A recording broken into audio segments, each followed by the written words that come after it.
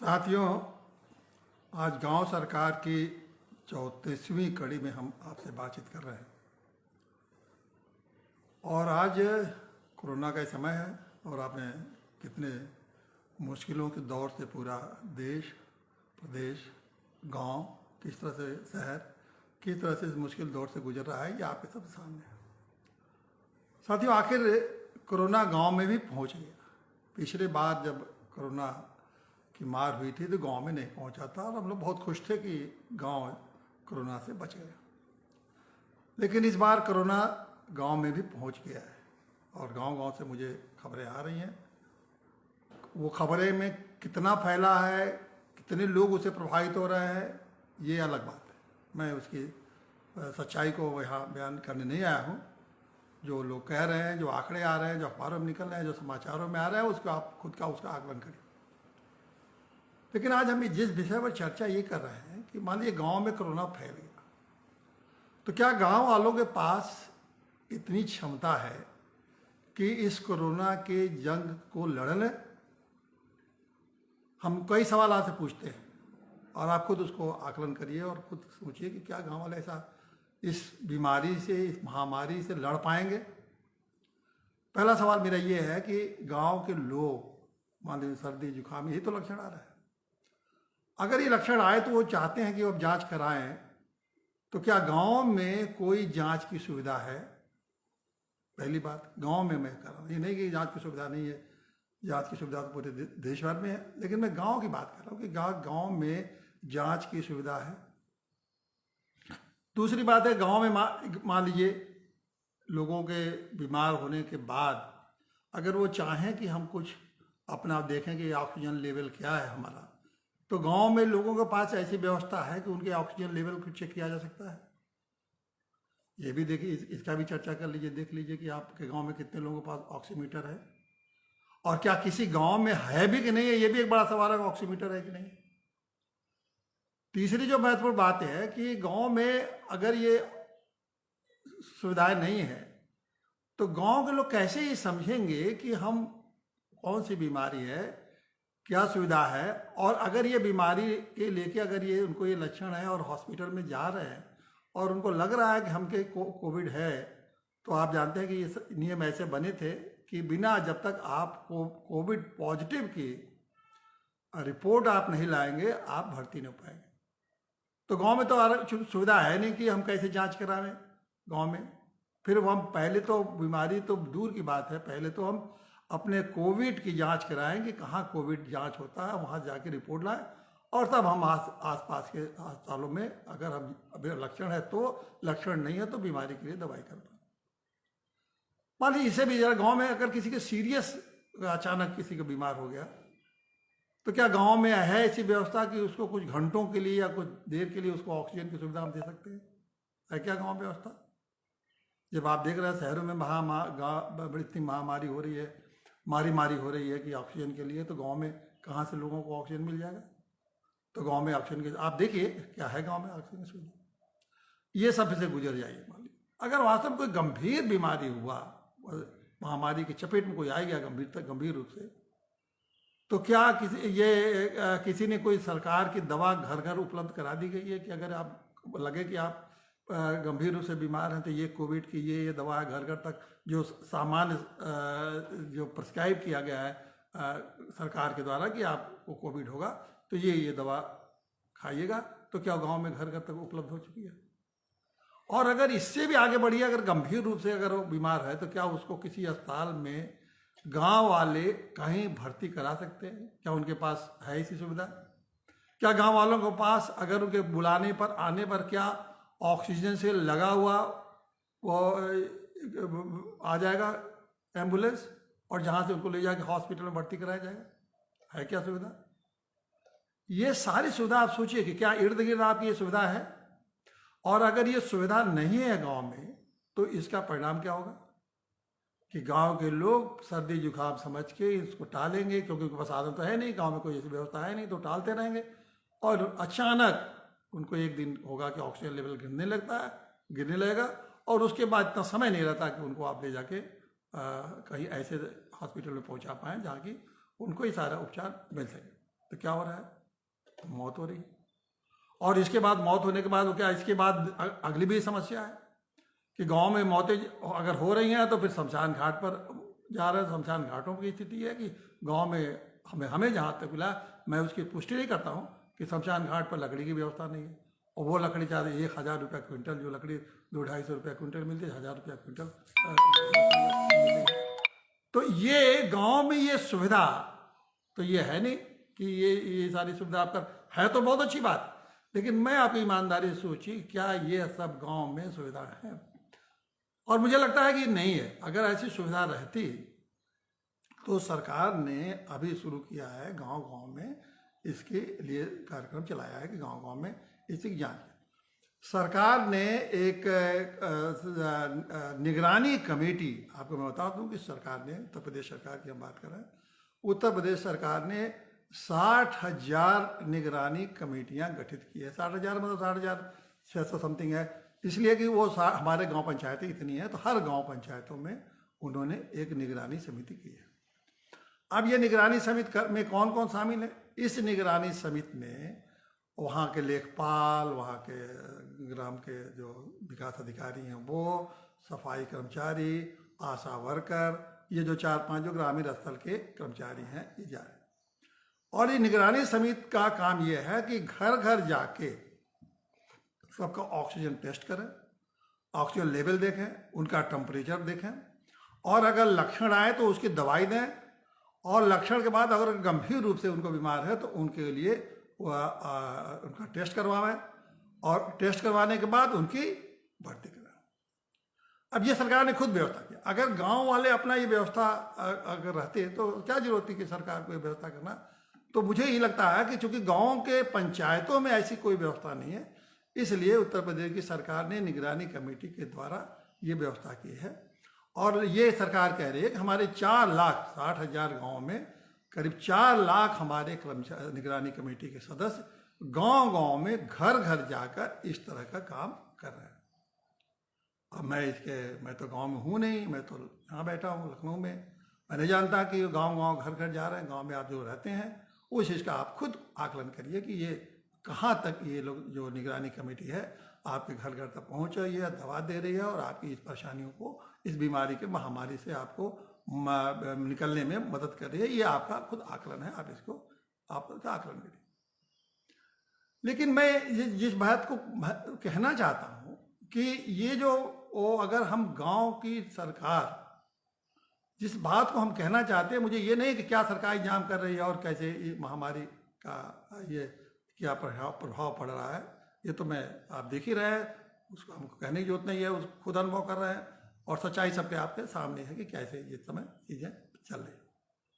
मैं कहना चाहता हूँ, अगर ये गांव सरकार का जिस अवधारणा को हम लोग बार बार कह रहे हैं, वो गांव सरकार की अवधारणा रहती तो वास्तव में ये सरकार जो आज कर रही है निगरानी कमेटी, और ये निगरानी कमेटी के माध्यम से जो कह रहे हैं कि हमें कर रहे हैं, इसकी कोई ज़रूरत ही नहीं पड़ती। ये गांव के लोग इतने सक्षम हो जाते कि खुद ही ये सारी समस्याओं को वो बिल्कुल जैसे ही महामारी की सुगबुगाहट ही होती वैसे ही गांव की सरकार सक्रिय हो जाती और अपनी सारी समस्याओं को वही समाधान करती। अब मान लीजिए कि हमको मार्च में पता लगा कि हमें पिछले मार्च 2020 में कि महामारी कोरोना के आई इस तरह से, और उसके करीब करीब लक्षण भी प्रकट हुए। अगर गांव की सरकार रहती है, और गांव की सरकार में एक कमेटी है, जो 29 विभाग है ना, तो उस विभाग में हमारी जो गांव के स्वास्थ्य या सफाई कमेटी जो है हमारी, ये उसी मार्च से ही लग जाती है। और पहला वो काम करती गांव में ये गांव के लोगों के लिए जो बचाव के रास्ते पे निकाले, ये महामारी ऐसी है, और गांव के ये कमेटी जो है लग जाती उसी दिन से। पहले तो महामारी का हम बचाव कैसे करेंगे, अगर किसी को लक्षण आया तो हम लक्षण को समझेंगे, और लक्षण को समझ के उनको क्वारंटाइन कर देते हैं। गांव में एक क्वारंटाइन सेंटर अपना गांव वाले पंचायत खुद, जो गांव सरकार, जो गांव पंचायत है, इसके तो पास कोई अधिकार है नहीं। अगर अधिकार रहती तो मैंने बताया कि अधिकार उसके पास आती तो वही लोग करते, क्यों गांव सरकार को यहाँ से करना पड़े।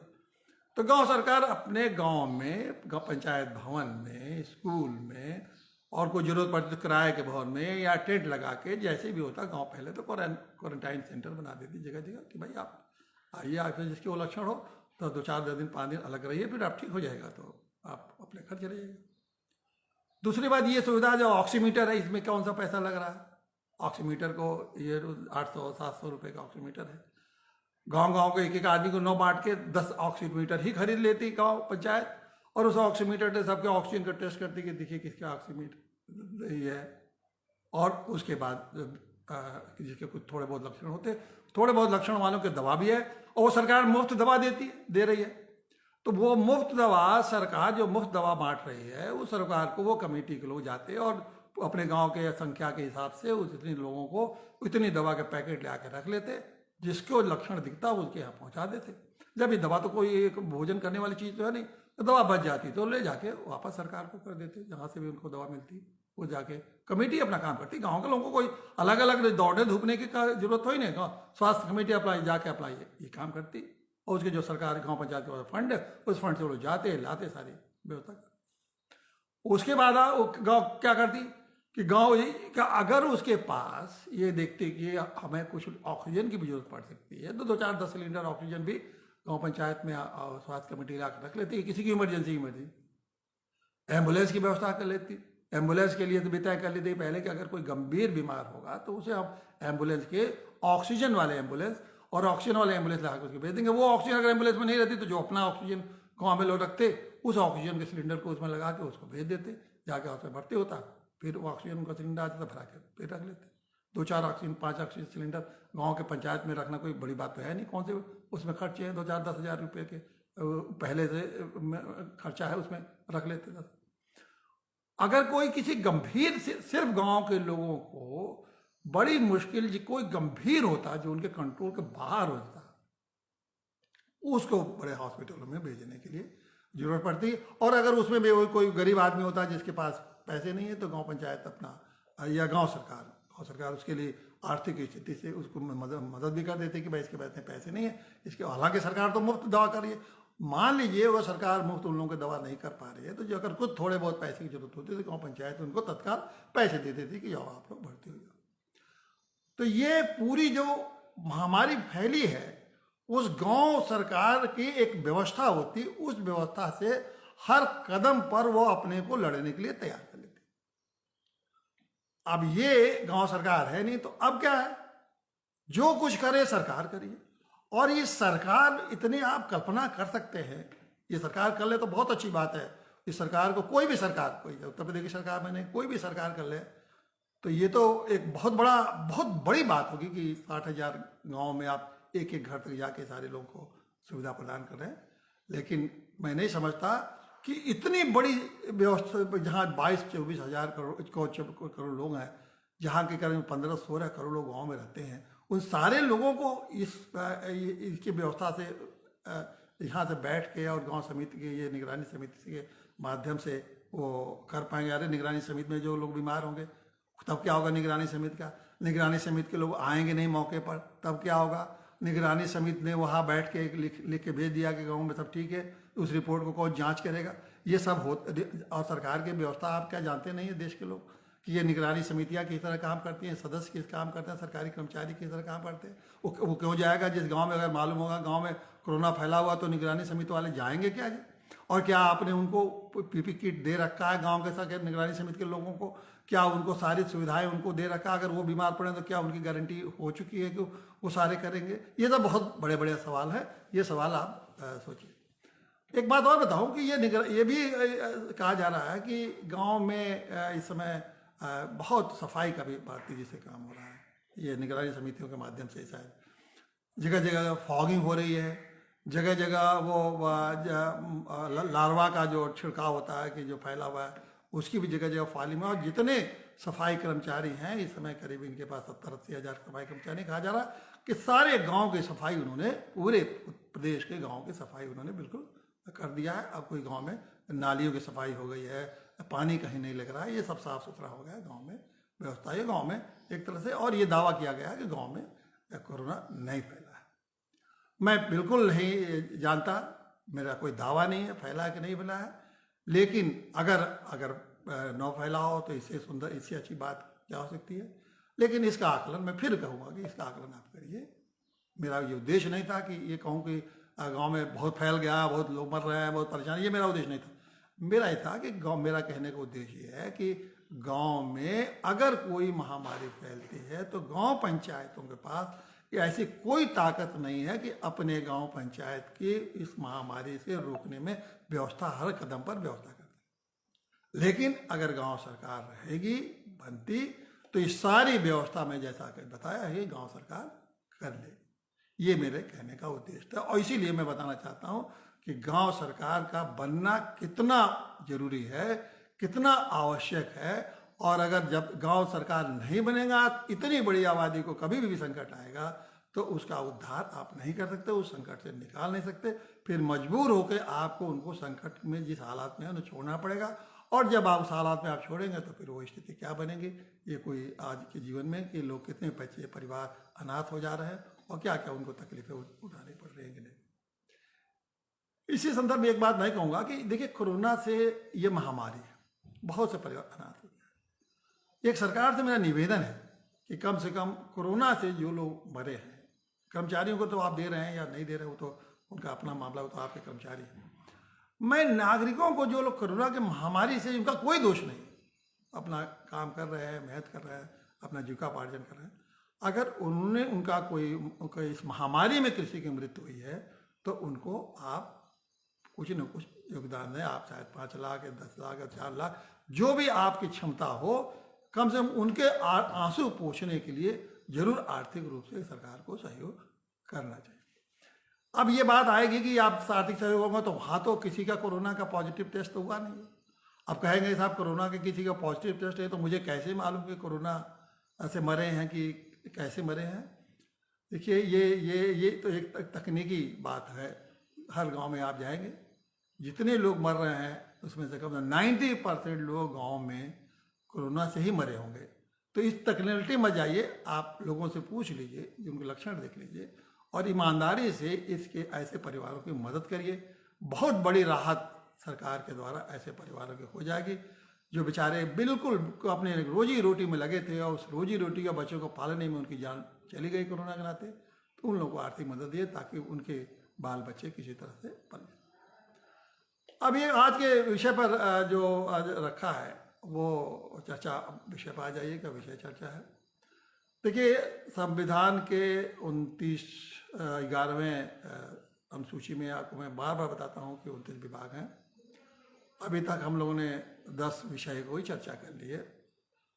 आज पिछले हम लोगों ने आवास की चर्चा की थी और आज हम चर्चा करने जा रहे हैं पेयजल की।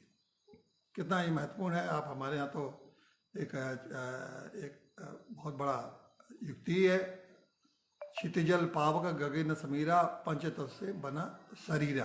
गाँव गाँव में जानते हैं, क्षितिजल पावक गगन समीरा पंचतत्व से बना। जल कितना महत्व, जल मतलब वो एक तत्व है इस शरीर का, वो एक बड़ा ये तत्व है जिससे कि शरीर बना। आपको बताऊं कि इस पृथ्वी पर 70% पानी है और 70% पानी में है, उसी तरह शरीर में भी 70% जल है। इसीलिए कहा गया कि जल जीवन है। जल जो है जीवन है। 70% जल शरीर में जल है। अगर इस जल में अगर 10% की कमी आ जाएगी तो हम बीमार पड़ जाते हैं और अगर 70% में अगर 20% की कमी आ गई तो मौत तक भी हो सकती है। ये हमारे लिए जल का महत्व है। तो शरीर के जल को जीने के लिए आप देखिए कितना बड़ा महत्व है जल का। अभी तो आपने देखा ना, समीरा मतलब जो ऑक्सीजन, गगन समीरा, समीरा से सुना नहीं ऑक्सीजन, वो समीरा मतलब वायु। अभी आप देख रहे हैं कि देश में जो वायु की कमी हुई है, तो ऑक्सीजन की कमी हुई है, तो कैसे कैसे लोग एक पटापट लोग 2-3 दिन में नहीं झेल पाए और उनकी मौत हो गई। तो उसी तरह अगर कल्पना करिए, पानी अगर जल नहीं मिलेगा तो कैसे हम जीवन निर्वाह कर पाएंगे। तो गांव, हर व्यक्ति को जल मिलना एक कितना आवश्यक है। और सरकार, ऐसा नहीं है कि इस पर आकलन नहीं हुआ, सरकार ने भी आकलन किया है कि प्रत्येक व्यक्ति को 50 लीटर जल प्रतिदिन की उपलब्धि होनी चाहिए, तब वो अपने को शुद्ध जल की, और पीने के जल की 50 लीटर, तब वो जाके अपने को शुद्ध रख पाएगा। ये आकलन है, मतलब उन्होंने अनुमान सारे लोगों को लेके एवरेज निकाला है कि 50 लीटर जल की जरूरत। ये है जल की महत्ता। अब ये जल गांव में इतना सब होते हुए भी आपको मैं बता दूं कि अभी तक पूरे देश में हम 49% लोगों को ही जल की, पेयजल की, शुद्ध पेयजल की, जब हम कहोगे शुद्ध पेयजल की, तो शुद्ध पेयजल की व्यवस्था उनके गांव के में कर पाए। बहुत सारे आदमी लोग हैं जो कि जल के लिए मीलों, खास करके गर्मियों के महीनों में मीलों जाके पानी के जल लाते हैं और वो जल पीने लायक होता है। तो ये पानी की समस्या आज बहुत बड़ी है और ये पानी की समस्या को बहुत हल्के से नहीं लेना चाहिए, और ये जीवन के साथ जुड़ी हुई समस्या है। ये और कि अगर ये नहीं रहेगा तो हम मर जाए, तो हमारा जीवन ही इस पर निर्भर है। तो लेकिन आज भी हम 50% नहीं। तो ये जो जल की को गंभीरता से लेने के लिए ये समझ लीजिए कि कितना महत्व है, और इसीलिए संविधान ने इस व्यवस्था में गांव को दिया है कि ग्रामीण इलाके, गांव को ही अधिकार दिए कि अपने जल की व्यवस्था करें। अब वो क्यों गांव को इतना महत्व दिया गया? इसलिए दिया गया है कि देखिए, हर गांव में जल जो है ना, जल एक अलग हर क्षेत्र के अलग अलग जल होते हैं। आपने सुना होगा कि कहीं खारा जल होता है, कहीं मीठा जल होता है, कहीं हल्का जल पानी कहते हैं कि हल्का पानी यहाँ का, कहीं का भारी पानी है, कोई बहुत सारे पानी इस तरह से होते हैं जो कि एक अलग अलग नाम दिए। अब हर गांव गांव में पानी बदल जाता है, इस गांव को जाइए तो अलग जाइए। तो ये जो पीने वाला जल है ना, उसका वो अलग अलग प्रकृति होती है, और हर गांव की इसके अलग अलग तरीके होते हैं जिससे कि इस गांव पीने के जल को आप व्यवस्था करें। अभी जो सरकार ने एक बहुत, प्रधानमंत्री नरेंद्र मोदी जी ने एक बड़ा स्कीम घोषित किया है 2021 में के लिए, कि उन्होंने कहा कि घर घर नल की एक बड़ा योजना उन्होंने चलाई है। अब एक घर घर नल की योजना, ये तो अगर लग जाए, और मतलब हर गांव में, हर घर, गांव के हर घर के में नल लग जाए। उनका ये है कि गांव में एक पानी की टंकी बनेगी, नलकूप से पानी निकाला जाएगा गांव में, उस टंकी में भरा जाएगा, और उस टंकी से पानी पाइपलाइन के द्वारा हर परिवार घर में भेजा जाएगा, और हर घर में 3 टूटी दी जाएगी, एक टूटी किचन में, एक स्नान गृह में, और एक शौचालय में। 3 टूटी सब घरों में पहुँचाई जाएगी। अब ये योजना तो अगर ये लग जाए तो आप समझ लीजिए कि तो फिर पानी की तो सारी समस्याएं खत्म हो जाएगी। अब ये 2021 से शुरू हुई है, कितनी जगह लग, अभी नहीं, मुझे नहीं मालूम कि लगी है, कुछ जगहों पर जरूर थोड़ा बहुत इसकी शुरुआत होगी। लेकिन ये इतनी बड़ी योजना है, और इसको लागू करना, और इसको लागू संभव हो पाएगा नहीं हो पाएगा ये मैं कुछ नहीं कह सकता, लेकिन मुझे लगता है कि ये एक जैसे सपने जैसा है कि हर घर में हम टूटी बना दें, टूटी पहुंचा दें, और वहाँ पानी भी मिलने लगे। और समस्याएं उसके अलग हैं, क्योंकि टूटी जब पहुंचाएंगे, पानी देंगे, तो उसका टूटी का कनेक्शन का चार्ज लेंगे, फिर हर महीने किराया लेंगे। गांव के लोग कितना पानी का किराया का पानी का दे पाएंगे, नहीं दे पाएंगे। जब पानी का किराया नहीं देंगे, टूटी कट जाएगा। जब टूटी के पानी कट जाएगा तो फिर पानी के लिए कहाँ जाएंगे, फिर किसी से पानी मांगेंगे, देगा नहीं देगा। आप पानी की समस्या के लिए दूर तो नहीं, पानी की समस्या तो आप दिल्ली के देख लीजिए, और वहाँ टूटी से पानी नहीं पहुँच पाए, और टूटी के पानी और टैंकरों से पानी पहुँचाया जाता है, और पानी की समस्या पर तो इतना वहाँ सत्ता मिल जा रही है कि इतनी बड़ी समस्या है कि लोगों ने पानी मुफ्त देने के नाम पर वहाँ सरकार बन जा रही है कि साहब हम मुफ्त में पानी देंगे। तो गांव-गांव में पानी का पहुँच पाना, खैर पहुँच जाए, मेरी बड़ी शुभकामना है। इतनी बड़ी महत्वाकांक्षी योजना अगर लागू हो गई तो हमारे गांव के पानी पेयजल से मुक्त हो जाएंगे। लेकिन अभी मुझको लगता है कि ये बहुत लंबा समय इसमें लग सकता है। तो आज जो पानी के गांव में जो स्रोत हैं उसको आप समझने की जरूरत है। अभी यहाँ गांव के पानी के स्रोत क्या है? तो ये गांव के आज भी अधिकांशतः गांव में जो पानी का स्रोत है वो मुख्य रूप से 3-4 स्रोत है। एक सरफेस वाटर है, जिसको सतही पानी आप कह सकते हैं कि सरफेस, और दूसरा है भूजल, मतलब ग्राउंड वाटर। तो एक सरफेस वाटर, ग्राउंड वाटर कहिए, सतह पर पानी जो है, और या भूजल पानी। अब जैसे सतह पर क्या क्या पानी है, जैसे कुआं है, ये सतह का पानी है, तालाब है, झील है, नदी भी उसको आप कह सकते हैं, नदी है, झरना है, ये सब ऊपर ऊपर सतही जल है। इसमें भी कुछ ठहरा वाला पानी, जो तालाब में पानी ठहरा रहता है, झरने का पानी बहाव वाला पानी है, बहता रहता है, नदी का पानी बहता रहता है। तो ये गांव के स्रोत दो तरफ। और भूजल में क्या है कि ज़मीन के नीचे पानी है, उस ज़मीन के नीचे के पानी को क्या निकालते हैं आप? हैंड पाइप से निकालते हैं, ट्यूबवेल से निकालते हैं, पंपिंग सेट से निकालते हैं। ये दो तरीके हैं। तो अब आप ऐसे समझिए, एक सतह का पानी और ये ग्राउंड वाटर। लेकिन सबसे जो इसमें महत्वपूर्ण बात यह है कि इन पानियों को शुद्ध जल होना, शुद्ध भी होना चाहिए पीने के लिए। गांव के लोग आजकल से जल के बारे में बहुत ही जागरूक रहते थे, और वो लोग कुओं को, तालाबों को, नदियों को बहुत ही आप पुरानी चीज़ें पढ़िए या पुरानी बातों को किसी के माध्यम से जानने की कोशिश करिए, तो बताएंगे कि किस तरह से कुओं को लोग बनाए रखते थे, कि तो उसकी सफाई करते थे, कि दवा डालते थे, किस तरह से नियम कानून थे, कैसे एक दूसरे को लोग उसको मानते थे, उसका पूजा करते थे, उसको एक धार्मिक चीज़ें जोड़ के नदी को, कुएं को, पोखरे को, ये सब धर्म से और आचार विचार से और कर्तव्य से जोड़ के उसको उन्होंने बना रखा। अब वो धर्म और कर्तव्य और आचार और विचार वो सब तो खत्म हो चुके हैं, अब तो वो नहीं रह गया। तो इसलिए उन पानी को, उनकी शुद्धता को जांच करने के लिए सरकार के ये बहुत सारी योजनाएं सरकार ने इसके लागू किया है। और ये नहीं कहूँगा सरकार के ये पानी की देश के में पानी की समस्या का देश आज़ाद हुआ उसके बाद से ही इसको ध्यान दिया जा रहा है। लेकिन आज की स्थिति में जो मैंने जो अनुभव किया गांव में, कि अब कुएँ तो करीब करीब हर गांव में बंदी जैसे हो गए हैं, और कुओं को उसका संरक्षण और सफाई ये करना बहुत कहीं कहीं होंगे तो करते होंगे लोग, लेकिन बहुत लोगों ने कम कर दिया। मुख्य रूप से मैं देख रहा हूँ कि गांव में दो तरह के पानी की अपनी पूर्ति कर रहे हैं। जहाँ जिन इलाकों में का पानी का सतह नीचे है, मतलब ऊपर है, मतलब नीचे न कहीं ऊपर है, जैसे 20 फीट, 25 फीट, 30 फीट, 40 फीट पर पानी है, तो ये लोग हैंड पाइप, छोटा वाला हैंड पाइप लगा दे रहे हैं। उसके बाद कुछ बहुत सारे जहाँ पानी और शुद्ध पानी और चाहिए, जिसके पास और पैसा है, तो मार्क 2 या मार्क 4 हैंड पाइप लगवा दे रहे हैं। उससे गहराई से पानी आता है। देखिए, पानी जितना गहरा होता है उतना शुद्ध होता है, और जितना ऊपर सतह में रहेगा उतने, क्योंकि सब ऊपर की सतह की गंदगी उस पानी में जाती है और किसी न किसी रूप से वो प्रभावित करती है। लेकिन बहुत गहरे पानी, जो आप 200 फीट से पानी निकालेंगे तो वो पानी ज़्यादा शुद्ध मिलता है। तो बहुत लोग अपने जिसके पास पैसा है वो समर्थेबल पॉइंट लगा के और गहराई से पानी निकालते हैं, उससे पानी गाँव में भी लोग निकाल रहे हैं, पी रहे हैं। तो ये जो पानी की जो व्यवस्था है, इसमें गांव में मैं देखता हूँ कि हैंड पाइप, छोटे वाले hand pipe, mark 2 hand pipe, submersible hand ज़्यादा चल रहा है। और तालाब और ये इसके और पानी जो मैदानी इलाके में कोई तालाब और पोखरे और झील से पानी नहीं ले रहा है।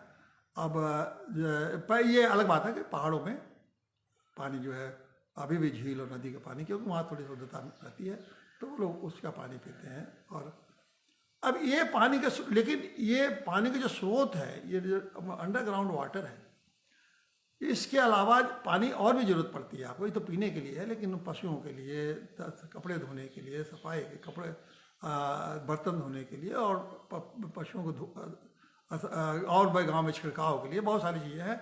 तो उसके लिए तालाब और कुओं के पानी का इस्तेमाल होता है। और एक बहुत बड़ा योजना आज पहाड़ों के लिए भी चलता है कि पाइप के माध्यम से, सब नदी से लंबे मोटे मोटे पाइप, और पाइप के माध्यम से सब पहाड़ों पर पानी पहुंचाया जा रहा है। तो एक पाइप का भी माध्यम है, जिसके माध्यम से ट्यूबवेल के अलावा कि पाइप के माध्यम से वाटर चला जा रहा है। लेकिन इसके लिए जो ग्राउंड वाटर को मेंटेन करना है ना, देखिए अब हम ज़्यादा निर्भर कर रहे हैं ग्राउंड वाटर, और पहाड़ों में झरने और मान लीजिए पाइपलाइन के द्वारा नदियों से पानी दे रहे हैं। लेकिन जो मैदानी इलाकों में है, इसमें ग्राउंड वाटर का ज़्यादा महत्व है। तो ग्राउंड वाटर के लिए जब ही होगा जबकि पानी का संचयन और संवर्धन होगा। मतलब पानी को आप जब तक बचाएंगे नहीं, तभी तो ज़मीन में जाएगा ना। पानी अगर बचेगा नहीं, ज़मीन में जाएगा नहीं। ज़मीन में जाएगा नहीं तो आपका हैंड पाइप से पानी नहीं मिलेगा, और हैंड पाइप से नहीं मिलेगा तो आपको ये आज लेवल कुछ है, अगले साल कुछ लेवल हो जाएगा। आज 50 फीट पर मिल रहा है, कल अगले साल कुछ लेवल मिलेगा, उसके बाद नीचे चला जाएगा, फिर धीरे धीरे होगा गाँव। इसके लिए सरकार ने बहुत सारी योजनाएं चलाई है।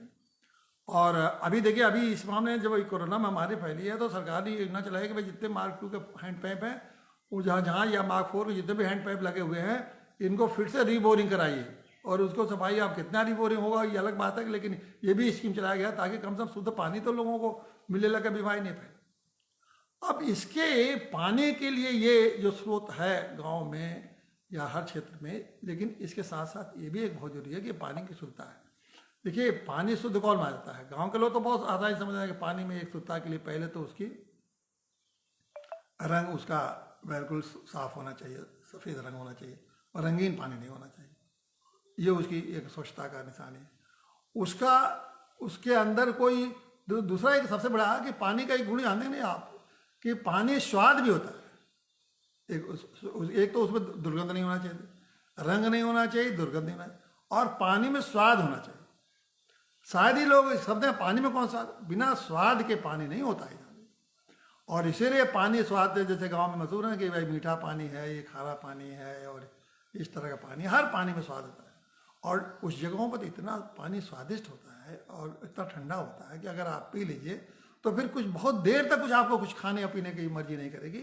और खास करके मैंने तो, हम लोग गाँव के रहने वाले हैं, बगीचे में जाके देखते थे, जो बगीचे का पानी होता था, हालांकि तो बगीचे में मेढक भी रहते थे और फूल पत्तियाँ होती भी सब रहती थी, लेकिन अगर उससे जो पानी निकलता था ना, वो पानी इतना ठंडा और इतना मीठा होता था कि बहुत देर तक पीने के बाद लगता था कि हम लोगों ने पानी।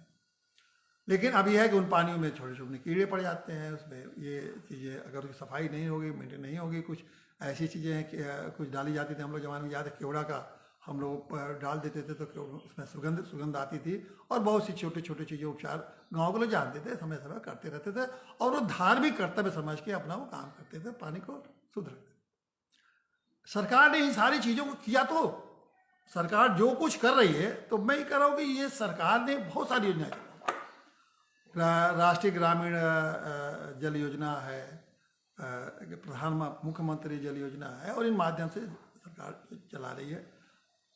लेकिन आप ये बताइए, लेकिन और सरकार ने ये भी किया है कि सरकार ने हर गांव, पता नहीं आपको पता कि है नहीं, सरकार ने हर गांव में एक कमेटियां बनाई, और वो उनका कहना है कि ये हम पंचायत के ही माध्यम से, गांव पंचायत के माध्यम से, इन कमेटियों के माध्यम से पानी का संचयन, संवर्धन और ये जो उसका ये रख रखाव, कुएं, तमाम चीज़ों का कैसे हम करेंगे, सफाई करेंगे। जगह जगह उन्होंने इसके लिए कमेटियों को दायित्व दिया है कि पानी को गुणवत्ता की जांच करा के जगह जगह गाँव को बताते रहेंगे कि इस पानी में गुणवत्ता है कि नहीं, क्योंकि पानी से तमाम तरह का, अगर उसमें देखिए पानी अगर ख़राब है, उसमें वैज्ञानिक मानते हैं कि उसके साथ पानी में क्लोराइड, क्लोरीन, फ्लोराइड और थोड़ा सा उसमें और भी केमिकल तत्व है, मुझे सारे तत्वों का नहीं है, इस सब का बैलेंस रहेगा तभी पानी शुद्ध माना जाएगा। अगर बैलेंस डिस्टर्ब हुआ तो पानी नुकसान करेगा, और पानी नुकसान करेगा तो उसमें डायरिया है, डिहाइड्रेशन है, हेपेटाइटिस है, पोलियो है, तमाम बीमारियां, दर्जनों बीमारियां अगर अशुद्ध पानी से होती है। तो पानी ऐसा शुद्ध पानी नहीं है तो बीमारी के भी तैयार है। तो ये पानी के बीमारी व शुद्ध पानी रहे, ये सब के लिए उन्होंने जो ग्रामीण योजना इन्होंने सरकार, राज्य सरकार ने बना रखा है। इसके हिसाब से सब आप जांच करके और लोगों को बताते रहिए, पानी को शुद्ध रखिए, और पंचायत के माध्यम से ही सब हो सकता है। यही तो मैं कह रहा हूँ कि आपने जो अभी तक सारी योजनाएं चलाई, उससे कह रहे हैं कि बिना ये ग्राम पंचायतों के माध्यम से नहीं हो सकती। मैं आप सबसे पूछता हूँ कि क्या किसी ग्राम पंचायत में ऐसी किसी भी जल कमेटी का आपने नाम सुना होगा जो आके पानी का जांच करा रही हो, कमेटी आके आपका पानी की शुद्धि करा रही हो, कुएं साफ कराई हो? कहीं सुना, कहीं मैंने तो नहीं सुना है कि कोई ऐसा गांव में चला। अगर किसी गांव में कहीं चल रहा होगा तो बड़ी अच्छी बात है, लेकिन मैं अगर हो तो बहुत अच्छी बात है, उसे पूछिए भाई कि गांव में पानी के लिए आपने क्या क्या व्यवस्था की है। तो ये, लेकिन मुझे ऐसा भरोसा नहीं है। हो सकता है कि योजना तो अच्छी है भाई, गांव में कमेटियां बन चुकी हैं, और उनका कहना है गांव गांव में करीब जितने गांव में करीब सब जगह कमेटियां बन चुकी हैं और लोग काम कर रहे हैं। जिले के गांव में कमेटी है, ब्लॉक स्तर पर कमेटी है, जिले की कमेटी है, और सब काम कर रही हैं, और पानी के जल का सब काम, बड़ा शुद्ध जल गाँव को लोगों को उपलब्ध कराया जा रहा है। लेकिन अगर मान लिया है कमेटी और वास्तव में जमीनी पे, तो क्यों नहीं आप गांव को अधिकार दे रहे हैं? यही तो हम कर रहा हूँ, गांव सरकार बना दीजिए। गांव सरकार बना देंगे तो अस्थायी रूप से वो समिति रहेगी, वो संवैधानिक समिति रहेगी, कानून के अंदर समिति रहेगी। आपको इस तरह कमेटी का आदेश नहीं बनाना पड़ेगा, उसे कानून के उत्तर प्रदेश पंचायती राज एक्ट के अधिनियम, भारत के संविधान के अंदर कमेटी रहेगी, उस कमेटी का दायित्व तो रहेगा और वो 24 घंटा उस काम को करती रहेगी और उस काम को वही गांव के लोग देख रेख करेंगे। लेकिन ये बात समझ में नहीं है, क्योंकि ये बात हम लोग उठा रहे हैं ना। हम लोग अगर कोई दूसरा राजनीतिज्ञों का यही सबसे बड़ी खराबी है कि उनका इतना बड़ा अहंकार होता है कि कोई भी समाज के लोग कितनी भी अच्छी से अच्छी बात कहेंगे तो उनको वो नहीं माने, वो अपनी पार्टी वाली बात को, अगर पार्टी उनको जब तक नहीं कहेगी कि और पार्टी वो बात कहेगी जो उनसे वोट मिलेगा, तो जितनी राजनीतिक पार्टी है जब वही बात कहेंगे जो वोट मिलेगा, पार्टी वो कहेगी और वही काम वो करेंगे। बाकी आप योजना कागज पर दिखा देंगे, सरकारें योजना बनाती रहती है, सरकार के विभाग बने हुए हैं तो हर विभाग कुछ न कुछ, लेकिन उनको लागू नहीं करना। बस विभाग की जैसे योजना बनती है कागज पर बनाते रहो, पैसा खाते रहो, पैसा बांटते रहो, लोगों को अपना हिस्सा मिलता रहा, ये सब योजना चलती रहती है, कोई एक योजना नहीं। हम गांव के कह रहे हैं कि जब गांव के सरकार की आप बनाइए ना, उसको अधिकार पूरा दे दीजिए। हर गांव के पानी की अलग अलग समस्या है, हर गांव के पानी के अलग अलग स्रोत हैं, हर गांव के पानी के लोगों की अपनी अलग अलग समझ है। अब एक मान लीजिए अब आज समय हो रहा है कि रीबोरिंग कराया जाए कोरोना के टाइम में, मैं जानता हूँ एक एक गाँव में सारे करीब 4 के पॉइंट के कम से कम अगर 10-5 पैंप लगे हुए हैं हैंड पे, 2-3-4 जरूर खराब हो गए। अब वो 2 साल से 3 साल से खराब है। अब जब कोरोना आया तो उसको आप जल्दी उसको कराएंगे, जल्दी कराएंगे तो ठेका देंगे तो ठेकेदार आएगा तो 1 का 3 मिलेगा, उसमें फिर वीडियो साहब, डीएम साहब, कलेक्टर साहब, सीडीओ साहब, जिसके जो हिस्से होंगे सब अपना बटेंगे। हम नहीं जानते कैसे कैसे हिस्सा बढ़ता है, लेकिन भारत के कोई भी विकास का काम बिना हिस्सेदारी में लगे हुए बटने हुए, चाहे हिस्सा जिसके पास जाता हो एक अलग विषय है, उसके बिना हिस्सेदारी हुए ये सब होता नहीं। हो रहा होगा इस समय जल्दी में आप लगवाएंगे हिस्सेदारी बटेगी, पंप लगेगा, जल्दी बनाओ, कहे मैं जल्दी लगाना तो मैं ये करिए, इतना पैसा दीजिए, तो ऐसा हो। अगर गांव को आप देते तो ये सारी गांव की व्यवस्था तो आपकी चलती रहती है ना, और गांव के लोग हमेशा इसको पानी के जल को करते, और जो बड़ी समस्या आती तो उससे वो आपसे सहयोग मांगते और आप सहयोग करते। तो इसीलिए साथियों मैंने आपको बता दिया कि इस कोरोना काल में अगर गांव की सरकार रहती तो कितना लाभदायक होता। इस समय अगर कोरोना सरकार रहती तो हम अपनी समस्या सरकार को कितना मुक्त रखते, आराम से सरकार निश्चिंत बैठ सकती थी कि गांव के लोगों ने अपनी समस्या का समाधान कर दिया। लेकिन नहीं, गांव की सरकार नहीं बनेगी। इसी तरह पंचायती राज व्यवस्था से चलेगी। और आज जैसे देखें पंचायत चुनाव हो गया, अब पार्टियां लग गई कि किसका जिला अध्यक्ष बनेगा, कितनी राजनीति हो गई। मेरे इतने पंचायत के सचिव प्रधान जीत के आए, पद राजनीति की। अब जैसे जैसे चुनाव खत्म हुआ पंचायत के, राजनीति शुरू हो गई और यही राजनीति 5 साल चलेगी। और यही राजनीति से जिसको जो हिस्सा है, जितना इस सिस्टम में, इस राजनीति में जितना छीना झपटी कर लेगा वो कर लेगा, बाकी गांव के गांव वहीं रहे। तो साथियों, ये गांव के सरकार की महत्ता में इसलिए बार बार आपको समझता हूँ कि जितना जल्दी हो सके, ये 5 साल का बहुत महत्वपूर्ण समय है, इसमें आप गांव सरकार को बनाने में अगर ये सफल हो गए तो आगे का भविष्य बहुत उज्जवल होगा। और फिर मैं कहूँगा गांव तभी स्वर्ग बनेगा। इतने बड़े गांव ग्रामीण व्यवस्था को आप राज्य सरकार या केंद्र सरकार नहीं चला सकती है, गांव की सरकार बनाना ही पड़ेगा। धन्यवाद साहब।